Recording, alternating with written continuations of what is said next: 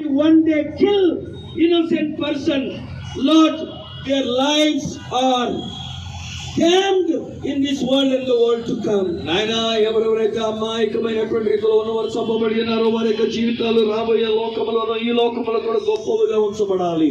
Lord, you changed Saul into Paul. నాయనా సౌలుని నీవు పౌలుగా మార్చి ఉన్నావు నాయనా. Lord, Saul was a killer.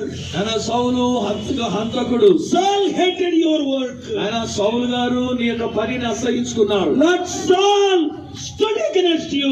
నాయనా సౌలు గారు నీకు వ్యతిరేకముగా నిలబడ్డాడు. But you changed him into Paul, Lord. కానీ అట్టి సౌలుని మీరు పౌలుగా You March changed him into Paul, Lord. నాయనా సౌలుని పౌలుగా మార్చారు. You changed him into messenger of peace. నాయనా శాంతి దూతగా ఆయనను మీరు You నిలబెట్టుకున్నారు. changed him to write 2/3 of the New Testament. నాయనా క్రొత్త నిబంధనలో దాదాపు 2/3 వంతు పుస్తకం అంతా కూడా ఆయన చేత రాయించారు. Old Testament Saul could not change.